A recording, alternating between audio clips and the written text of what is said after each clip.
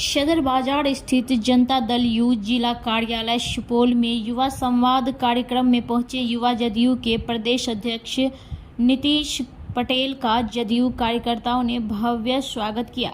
इस मौके पर जदयू के तमाम नेता और कार्यकर्ता मौजूद रहे। इस मौके पर युवा प्रदेश अध्यक्ष नीतीश पटेल ने कहा कि बिहार सरकार खासकर युवाओं के लिए तमाम तरह के कार्य कर रहे हैं।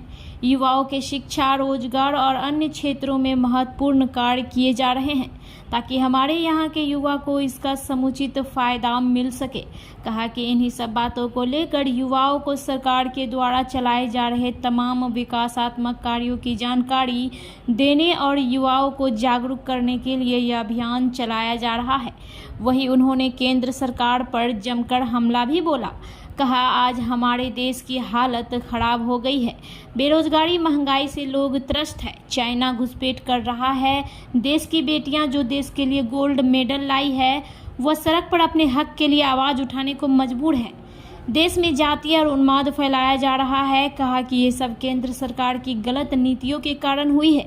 इन्हीं सब बातों को लेकर वे युवाओं को जागरूक करने आए हैं ताकि युवा जागरूक होकर महागठबंधन को मजबूत करे और आने वाले चुनाव में केंद्र सरकार को उखाड़ फेंकने का काम करे। आम जनमानस के लिए, युवाओं के भविष्य के लिए उनको हर एक युवाओं तक पहुँचाना, जो सामाजिक राजनीति से दूर रहते हैं, जिनको लोग भड़काते हैं, जिनको विपक्षी पार्टियाँ हमारी जो है वो बरगलाती हैं, उनको मान में फैलाती हैं, धर्म के दंगल में फंसाती हैं, उनके हाथों में कलम से तलवारें दी जाती हैं और उनको मार्ग फैलाने के लिए प्रेरित किया जाता है। उनको सबसे आगाह करने आए हैं और अपने नेता के काम के आधार पर जो उनका समर्थन मिलता है और जो उनके लिए योजनाएँ बनी हैं, चाहे उनके रोजगार की योजनाएँ हों, चाहे उनकी शिक्षा की योजनाएँ हों, चाहे उनके स्वास्थ्य की योजनाएँ हों, चाहे उनके अपने भविष्य के लिए परिवार में और भी अन्य जो समस्याएँ और योजनाएँ बनती हैं, उन सब के लिए हमने सभी युवाओं को अपने कार्यकर्ताओं के माध्यम से जन जन तक पहुँचाने का हमने लक्ष्य रखा है। और जो भी जानकारी के अभाव में अपनी सरकार की योजनाओं का लाभ नहीं ले पाते हैं, उन सबको वो लाभ दिलाए, ऐसा हम लोग करने आए हैं। और सबसे इम्पोर्टेंट बात है कि हम लोग जागृत करने आए हैं अपने नेता की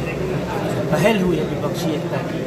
देश को बचाना है, युवाओं के भविष्य को बचाना है, अपने भविष्य को बचाना है और लोकतंत्र बचाना है। बाबा साहब के संविधान की धज्जियां उड़ानी शुरू हो गई है। देश में राष्ट्रवाद के नाम पर चीन घुसपैठ करता है और कोई बोलने वाला नहीं है। लोकतंत्र की चौथी स्तंभ मीडिया को आज अंकुश लगाया जा रहा है। सरकारी मिशनरीज का उपयोग पार्टियों को तोड़ने के लिए किया जाता है। ये लोकतंत्र खतरे में आ गया है। यह घोषित आपातकाल है, अनटोल्ड इमरजेंसी इसी को कहते हैं। हम लोग शायद इसकी कल्पना भी नहीं किए थे और ये देश में आज हो रहा है। तो आने वाले जो चुनाव है उसमें जो माननीय नेता नीतीश कुमार जी ने अपना लक्ष्य बनाया है, विपक्षी एकता के साथ जा करके लोगों को इकट्ठा करके, आप सभी जानते हैं 63% वोट जो है भाजपा के अगेंस्ट पड़ा, मात्र 37% वोट उनको मिला।